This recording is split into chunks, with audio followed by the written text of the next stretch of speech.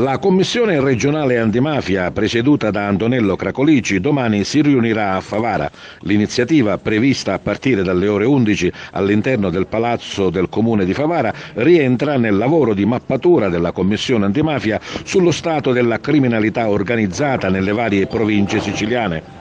Alle ore 11 ci sarà l'incontro con il prefetto di Agrigento, Maria Rita Cocciufa, con il questore Emanuele Ricifari, con il comandante provinciale dei Carabinieri, Vittorio Stinco, con quello della Guardia di Finanza, Rocco Lopane, con Alessandro Mucci, capo della DIA di Palermo, e con quello della sezione DIA di Agrigento, Roberto Cilona. Alle ore 13 la Commissione incontrerà il sostituto procuratore presso la direzione distrettuale antimafia di Palermo, Paolo Guido, il procuratore capo della Repubblica di Agrigento, Salvatore Vella, e quella di Sciacca, Roberta Buzzolani.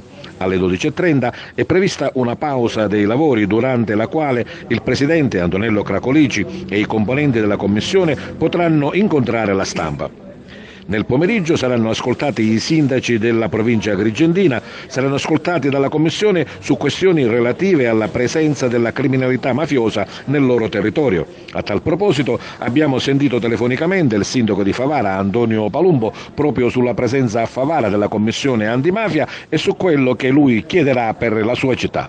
La scelta penso sia legata a un riconoscimento degli sforzi fatti dalla nostra amministrazione in questo anno e mezzo di insediamento nel dare segnali chiari di legalità, di trasparenza, di lotta alla mafia ma alla criminalità in generale. Quindi penso che questo sia comunque un riconoscimento della nostra terra, anche perché fatti di cronaca hanno colpito la nostra città, alcuni non legati alla mafia ma altri probabilmente sì, e quindi un segnale di vicinanza alle istituzioni chiesto più volte e con forza nei mesi passati.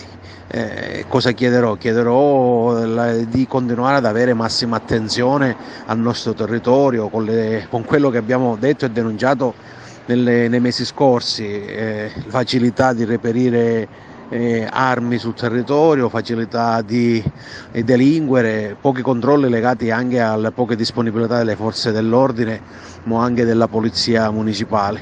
Chiederemo un'attenzione particolare al nostro territorio, alla nostra città, e che finalmente si possa, oltre a dare buoni esempi, cercare di far vivere i nostri concittadini nel massimo della legalità, trasparenza e soprattutto allontanando il più possibile dalla nostra società questo cancro che è la mafia.